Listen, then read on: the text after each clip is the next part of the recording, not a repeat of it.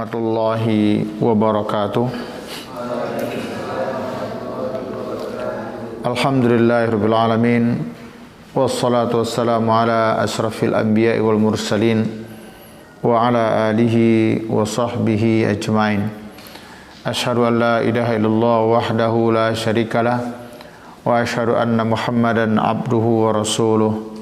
Allahumma salli wa sallim wa barik ala Muhammadin wa ala alihi wa sahbihi wa man tabi'ahum bi ihsanin ila yaumiddin, amma ba'du. Hadirin wal hadirat, azakumullah jami'an. Kita bersyukur kepada Allah atas segala limpahan rahmat serta berbagai karunia-Nya kepada kita semua. Salawat dan salam semoga tercurah kepada Nabi dan Rasulnya mulia Nabi Muhammad Rasulullah sallallahu alaihi wasallam. Allahumma salli wa sallim wa barik alaih. Anak-anak sekalian, kita kembali insyaAllah melanjutkan bahasan tafsir Al-Asas yang kemarin kita sudah membahas tentang beriman kepada kitab-kitab yang dipahami bahwa beriman kepada kitab-kitab sebelumnya bersifat ijmali, bersifat global, sedangkan beriman kepada Al-Quran bersifat ijmali wa tafsiri. Dan di samping secara global tapi juga secara terperinci. Globalnya adalah bahwa Al-Quran ini firman Allah Tabaraka wa Ta'ala yang diturunkan kepada Nabi Muhammad sallallahu alaihi wasallam, menjadi pedoman bagi kita semua. Sedangkan secara tafsili, secara terperinci, kita mempelajarinya, kita pahami makna dan ayat-ayat tersebut, kita yakini sebagai hudal linnas, hudal lil muttaqin, petunjuk bagi manusia, pedoman bagi orang-orang yang bertakwa. Nah, salah satu yang sudah kita bahas adalah Al-Quran menyebutkan tentang haramnya mengkonsumsi daging babi. Semua yang berkaitan dengan babi itu adalah diharamkan untuk dikonsumsi. Bukan hanya dagingnya, tapi tulangnya, lemaknya, sumsumnya, ya, semua yang berkaitan dengan babi itu adalah haram untuk dimakan, dikonsumsi. Bahasan kita yang lalu telah menjelaskan tentang 4 macam yang diharamkan oleh Allah Tabaraka wa Ta'ala berdasarkan surah Al-Baqarah ayat 173 itu, yaitu bangkai. Sudah kita jelaskan bangkai yang seperti apa, darah, daging babi, dan hewan yang disembelih untuk tumbal atau karena selain Allah Subhanahu wa Ta'ala. Sekarang kita lanjutkan contoh yang kedua. Ini contoh yang kedua, yaitu diharamkannya oleh Al-Quran untuk mengkonsumsi minuman-minuman yang memabukkan, termasuk juga dalam ayat ini nanti, serta terlarangnya perbuatan judi. Anak-anak sekalian, di dalam Al-Quranul Karim Allah Tabaraka wa Ta'ala menyebutkan, tepatnya adalah surah Al-Maidah ayat 91 sampai 92. A'udzubillahi minasyaitonirrajim. Bismillahirrahmanirrahim. Ya ayyuhallazina amanu innamal khamru wal maisiru wal ansabu wal azlamu rijsun min amali syaitan fajtanibuhu la'allakum tuflihun. Ya ayyuhalladzina amanu, wahai orang-orang yang beriman, innamal khamru wal maisir, sesungguhnya ya minum khamar, juga perbuatan judi, ya, wal ansab, berkurban untuk berhala, ya, seperti juga termasuk tumbal waktu itu yang sudah kita bahas, wal azlam, mengundi nasib dengan anak panah, rijsun min amali syaitan, adalah perbuatan kotor, perbuatan syaitan. Karena itu fajtanibu, maka jauhilah olehmu perbuatan-perbuatan tersebut, hindarilah olehmu perbuatan-perbuatan tersebut, la'allakum tuflihun, mudah-mudahan kamu mendapat keberuntungan. Nah, Di dalam ayat ini disebutkan oleh Allah tentang pengharaman khamar dan judi, sekaligus ada bentuk perintah untuk menghindarinya. Perlu kalian pahami bahwa pengharaman khamar itu ada beberapa proses, ada beberapa semacam periode, kalau kita taruh ke dalam periode, atau bahasa lainnya ada apa? Fase, ada beberapa fase. Fase pertama, judi itu disebutkan masih ada manfaatnya. Yas'alunaka 'anil khamri wal maisir. Ya Muhammad, mereka bertanya kepadamu tentang khamar dan judi dalam surah Al-Baqarah. Kul, katakan kepada mereka, fihima ismun kabir wa manafi'u linnas. Pada perbuatan judi juga khamar itu adalah dosa besar. Fihima ismun kabir, besar dosanya. Berjudi itu dosa besar, minum khamar dosa besar. Wa manafi'u linnas. Namun ini fase yang pertama nih, disebutkan wa manafi'u linnas, juga bermanfaat kepada manusia. Judi disebutkan masih ada manfaatnya, khamar juga disebutkan ada manfaatnya. Ini di awal-awal. Namun kata Allah, wa ismuhuma akbaru min naf'ihima. Dosanya lebih besar daripada manfaatnya. Gitu. Jadi perbuatan judi di kala itu, ya, ini di awal-awal pengharamannya, di kala itu disebutkan bahwa judi dan khamar dosanya besar, tapi juga ada manfaatnya. Namun kalau ditimbang-timbang mana yang besar manfaat daripada mudaratnya, maka Allah sebutkan wa ismuhuma akbaru min naf'ihima. Dosa keduanya, dosa judi dan khamar, mudaratnya lebih besar daripada manfaatnya. Paham nggak kalian? Contohnya begini nih. Kalian misalnya makan bakso atau makan mie ayam. Nah, untuk kesempurnaan kelezatan mie ayam itu ditambah pakai saus, ya, pakai saus, ya, saus tomat misalnya, atau bila perlu pakai sambalnya. Untuk apa?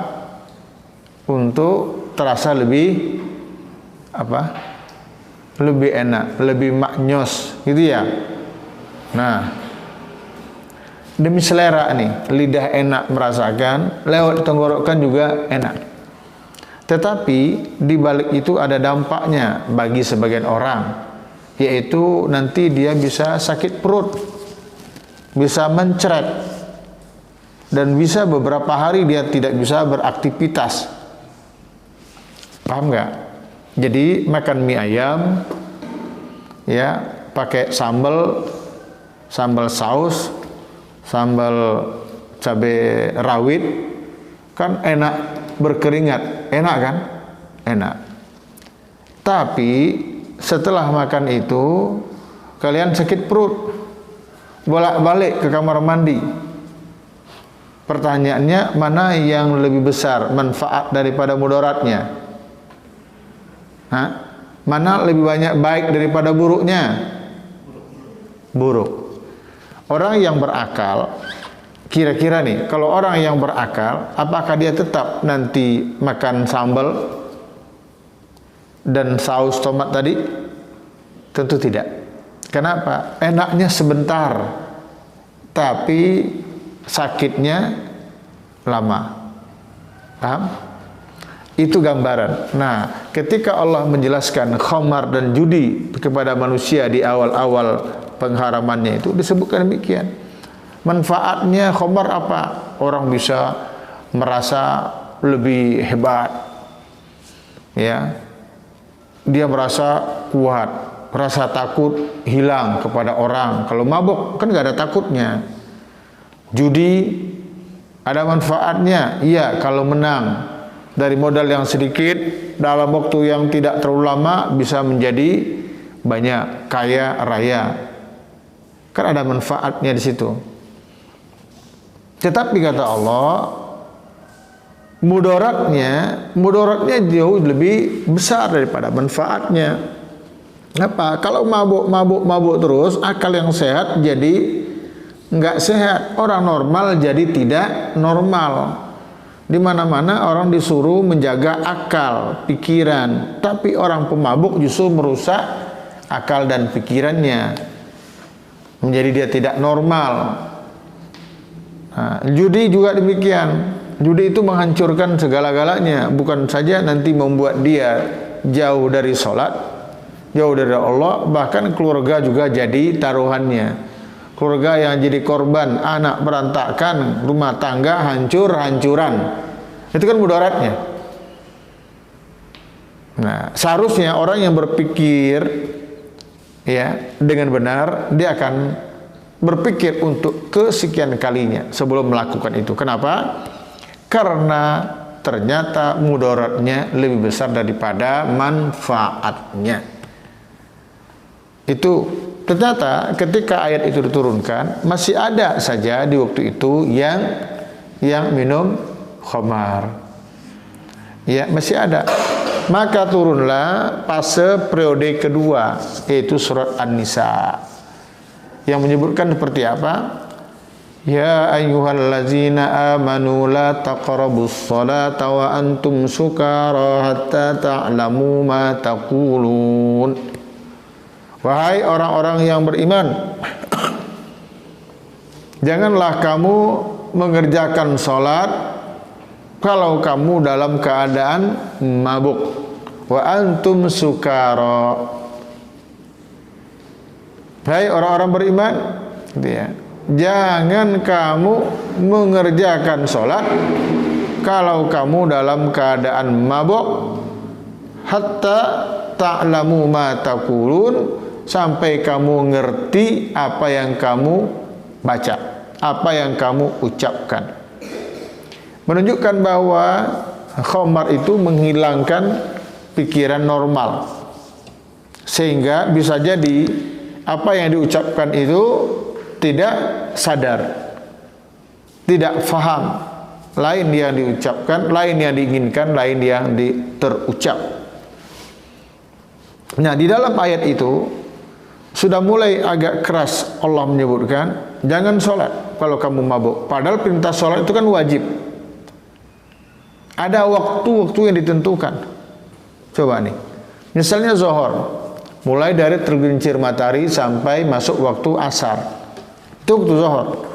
Bagaimana kalau waktu itu dipakai untuk mabuk-mabukkan? Ini sebenarnya Allah sudah memberikan semacam taubih, celaan kepada orang yang minum-minum khamar itu. Ya udah, kamu jangan sholat karena kamu mabuk.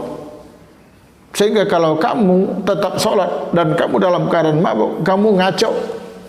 Gitu. Kamu ngacau. Ngomongnya enggak karuan. Tidak teratur. Nah, ini ada sababun nuzulnya, disebutkan waktu itu ada salah seorang sahabat. Ini bukan tercela ya, waktu itu sahabat tidak tercela karena kan belum ada larangan. Jangan kalian keliru, kalau itu sahabat jelek juga dong. Iya, waktu itu karena memang belum turun yang melarang secara detail, secara jelas. Jadi ada di antaranya yang minuman khamar. Kemudian kalau bahasa katanya apa? Oleng ya, agak oleng gitu. Ya, mulai mabuk-mabuk ringan, enggak mabuk parah. Dia sholat. Kemudian setelah Fatihah baca ayat. Ayat ini baca surah Al-Kafirun yang berbunyi seharusnya kan begini. Qul ya ayyuhal kafirun la a'budu ma ta'budun. Hei orang-orang kafir, la a'budu ma ta'budun, aku tidak menyembah apa yang kamu sembah. Ada kalimat la a'budu, aku tidak akan menyembah ma ta'budun. Tapi kejadian yang kali ini tidak demikian. Karena dia habis mabuk, minum khamar, dalam sholat dia baca apa? Qul ya ayyuhal kafirun a'budu ma ta'budun. Hai orang-orang kafir, aku juga menyembah apa yang kamu sembah. Seharusnya apa? Aku tidak menyembah apa yang kamu sembah. Tapi yang dibacanya, aku menyembah apa yang kamu sembah. Kenapa? Dalam keadaan oleng, keadaan tidak stabil. Penyebabnya apa? Khamar. Penyebabnya mabuk. Yang memabukkan itu adalah minuman khamar itu. Dah. Nah, oleh karena itu ternyata masih ada juga yang masih minum. Wallahu alam, kita tidak ingin mencari celah-celahan di waktu itu. Ya, misalnya bisa jadi mereka itu berpikir, ya udahlah kalau gitu mabuknya nggak usah dari maghrib ke isya, kan dekat waktunya. Habis isya aja antar mabuk-mabuknya, minum-minumnya. Kalaupun mabuk kan lama itu dari isya sampai subuh. Waktu untuk siumannya, waktu untuk sadarnya. Gitu.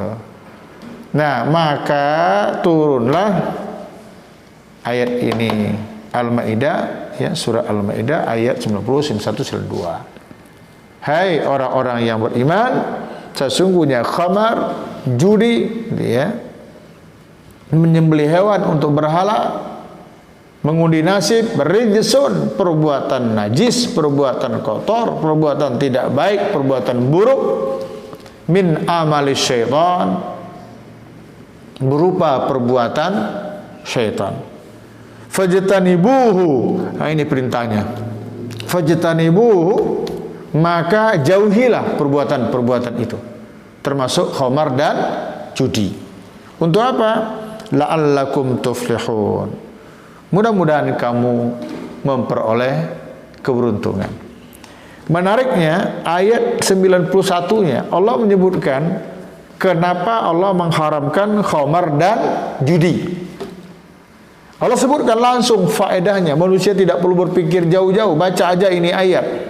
Baca ayat, kalau belum mengerti terjemahnya, baca terjemahannya. Syukur-syukur baca tafsirnya. Dalam ayat 91 Allah berfirman, innama yuridu syaitanu, sesungguhnya hanyalah, yuridu syaitan, syaitan menginginkan, ayyuqi'a bainakumul adawata wal baghdha fil khamri wal maisir. Sesungguhnya yang diinginkan syaitan dengan khamar dan judi itu, jadi kalian ini terlibat minum khamar, terlibat perjudian. Nah, yang diinginkan syaitan melalui dua perbuatan ini adalah agar terciptanya antara kalian al-adawah, permusuhan, wal baghdha, dan kebencian. Itu dua. Udah? Itu yang diinginkan setan. Kalau khamar dilegalkan, didapatkan di mana-mana, judi juga diperbolehkan, akhirnya tumbuhlah masyarakat yang bermain judi, nggak laki, nggak perempuan, nggak anak, nggak orang tua. Yang diinginkan oleh setan dengan khamar dan judi itu pertama apa tadi? Al-adawah. Terciptanya al-adawah, yaitu permusuhan. Ya, khamar bagaimana tidak terjadi permusuhan? Orang pikirannya nggak stabil. Bisa aja dia mencolek anak gadis orang yang haram bagi dia. Bisa aja dia ngata-ngatain orang yang bukan orang bersalah. Namun juga orang tidak normal. Kan permusuhan seperti itu. Judi apalagi? Judi awalnya tadi kita bersahabat, tapi karena satu kalah satu menang, nah terjadi permusuhan. Jangan-jangan permainan itu dihiasi oleh kecurangan-kecurangan misalnya, terjadilah permusuhan. Apalagi wal baghdha, kebencian. Tadinya akur, sekarang kita bermusuhan.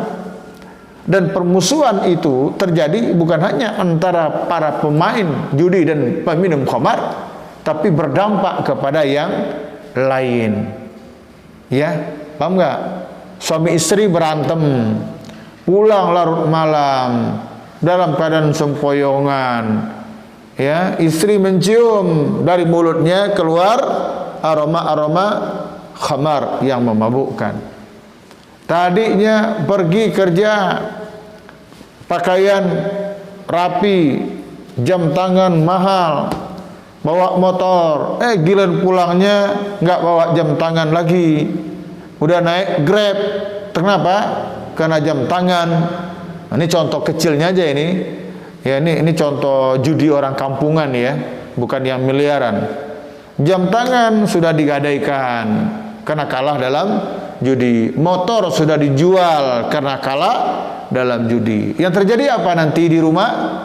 Pertengkaran. Bahkan tidak jarang itu berakhir dengan perceraian. Itu dua. Yang ketiga, yang diinginkan syaitan dari kamu melalui dua kejahatan tadi, khamar dan judi, wa yasuddakum an dzikrillah. Bagaimana dengan perbuatan itu kamu terhalang, syaitan menghalangi kamu dari mengingat Allah. Orang yang sedang judi, nggak usah contoh studi lain lah, judi-judi gaple di warung, domino yang pakai batu itu, wah, gitu kan, pakai batu domino. Kalau gaple kan pakai kertas, nggak ada bunyinya. Judinya kecil-kecilan, judinya nggak besar-besaran. Ntar siapa kalah bayar mie rebus, gitu kan. Contohnya ini, apa yang terjadi? Mana ada orang yang sambil judi itu, masya Allah, astagfirullah, gua apes deh, nggak ada itu. Dia nggak ingat Allah. Bahkan wa anis salah, judi dan khamar itu menghalangi kamu untuk mengerjakan salat. Jadi syaitan berusaha menimbulkan, menciptakan melalui judi dan khamar. Pertama, yaitu permusuhan terjadi di antara kita. Yang kedua, kebencian. Yang ketiga, lalai dari mengingat Allah. Yang keempat, bahkan meninggalkan salat. Itu yang diinginkan oleh syaitan. Nah, oleh karena itu, anak-anak sekalian, azakumullahu jami'an, ini penting bagi kita memahami ayat-ayat Allah ini. Ini contoh kecil yang kita tampilkan dalam bahasan kita ini. Ya, judi itu kan luar biasa kejahatannya. Oh, Abi lupa entah tahun berapa itu. Mungkin Abi masih kecil kayaknya. Itu ada lagu, sebuah syair ya, lagu yang dinyanyikan oleh, kalau tidak salah namanya Muhsin Al-Atas. Sekarang udah tua beliau ya. Jadi judulnya itu judi. Jadi kira-kira begini, aku melarat karena judi, aku sengsara karena judi, gitu. Ini seterusnya kira-kira gitu. Terkenak kan kalian dengarnya ya. Jadi dibilang, aku melarat karena judi, aku sengsara karena judi. Apalah? Pokoknya gitulah, nggak apa lagi. Kan memang semenjak ngaji nggak pernah lagi ngapal lagu. Nah, kita kalau mau ngapal ini aja deh, insya Allah ya. Nah, kalian kalau ngapal ini aja. Kalau ini hafalan hilang kan rugi kita. Tapi kalau yang tadi itu insya Allah nggak rugi-rugi amat lah ya. Nah, ini nih, ini yang penting dihafal. Jadi judi itu luar biasa, dampak negatifnya, keburukannya luar biasa. Demikian pula khamar yang memabukkan. Nah, hati-hati ini. Sekarang bukan lagi khamar, ada kejahatan-kejahatan lain seperti narkoba. Itu lebih dahsyat daripada khamar. Khamar tidak menimbulkan kecanduan kepada peminumnya. Ya, kalaupun ada candu ya dikit-dikit, tapi tidak menyebabkan mereka ketergantungan. Tapi kalau narkoba gimana? Putau, ya gitu kan. Nah, itu menyebabkan kecanduan. Ya, nah ada lagi yang paling na'udzubillah summa na'udzubillah, anak-anak sekalian. Abi berdoa kepada Allah semoga kita semua dijaga oleh Allah di pesantren kita ini. Ada mereka yang hidupnya miskin, beli putau nggak bisa, beli narkoba gitu ya dengan segala jenisnya nggak bisa. Akhirnya apa? Namanya lem aibon. Buka botolnya, kalengnya, gitu. mabuk, bisa sempoyongan. Nauzubillah min dzalik. Kalian ini adalah santri, santriwati yang bukan hanya didoakan oleh orang tua kalian, saudara-saudara kalian dari kampung, kalian berhasil dan diampuni oleh Allah. Insya Allah dengan kita konsisten di atas agama Allah ini, istiqomah kita di atas agama Allah ini, mengerjakan salat dengan benar, mengerjakan jamaah dengan benar karena Allah, bukan karena siapa-siapa. Ya, kalian rajin berjamaah, jangan karena ada abi di sini, abi nggak ada nanti nggak jamaah. Itu nggak karena Allah namanya. Karena Allah, karena Allah, karena Allah. Kalau kita berbuat seperti itu, di samping kita berdoa pada Allah minta ampunan, juga didoakan oleh para malaikat-malaikat Allah yang ada di arsan. Insya Allah, Allah jaga kita, Allah selamatkan kita. Mudah-mudahan rahmat Allah, berkah Allah senantiasa terlimpah kepada kita semua. Amin ya rabbal alamin. Subhanakallahumma wa bihamdika asyhadu an la ilaha illa anta astaghfiruka wa atubu ilaik. Walhamdulillahirabbil alamin. Wassalamualaikum warahmatullahi wabarakatuh.